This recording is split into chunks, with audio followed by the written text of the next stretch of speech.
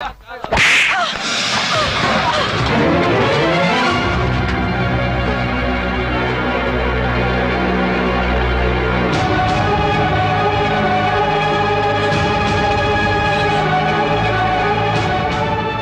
ಗಣೇಶ, ಏನಾಯ್ತು? ಬರೀ ಸುಳ್ಳು.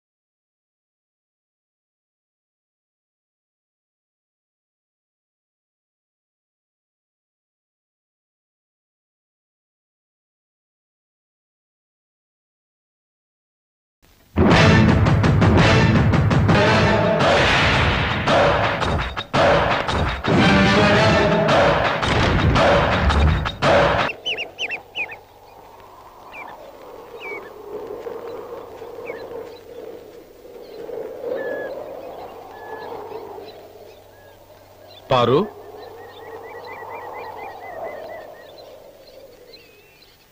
ನೀನ್ ಈಶ್ವರನ ತಪ್ಪಾಗಿ ತಿಳ್ಕೊಂಡಿದ್ಯಮ್ಮ. ಅವನ್ ಸುಳ್ಳು ಹೇಳಿರೋದ್ರಲ್ಲಿ ಅವನದೇನೂ ಸ್ವಾರ್ಥ ಇಲ್ಲ. ಬದಲಾಗಿ ಊರಿನ ಪ್ರಾಣನೇ ಇದೆ.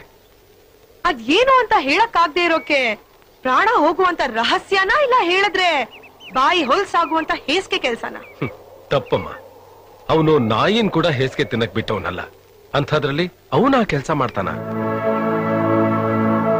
ಪೂಜೆ ಮಾಡಿ ನೈವೇದ್ಯ ಇಟ್ಟ ಮೇಲೂ ವರ ಕೊಡಕ್ಕೂ ಯೋಚನೆ ಮಾಡಬಹುದು ಆ ದೇವ್ರು. ಆದ್ರೆ ತನ್ನ ಊರಿನ ಜನಕ್ಕೋಸ್ಕರ ಹಿಂದೆ ಮುಂದೆ ನೋಡದೆ ಪ್ರಾಣ ಕೊಡಕ್ಕೂ ಸಿದ್ಧವಾಗಿರೋ ನಮ್ಮ ಈಶ್ವರ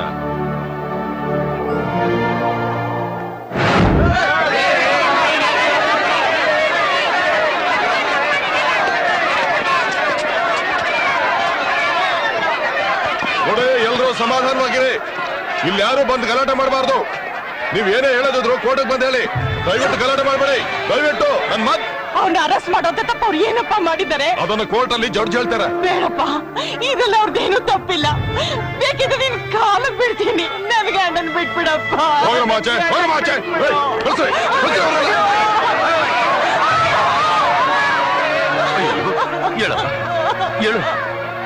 ಅಯ್ಯೋ ದೇವ್ರೇ, ನಮ್ಮನ್ನ ಯಾರಾದ್ರೂ ಕಾಪಾಡ್ರಪ್ಪ. ಈ ಊರಲ್ಲಿ ಈಶ್ವರನ್ ಬಿಟ್ರೆ ನಮ್ಮನ್ನ ಯಾರವ ಕಾಪಾಡೋರಿದ್ದಾರೆ? ಅಪ್ಪ ಈಶ್ವರ, ಎಲ್ಲಿದ್ಯಪ್ಪ? ಎಲ್ಲಿದ್ಯೋ ನನ್ ತಂದೆ?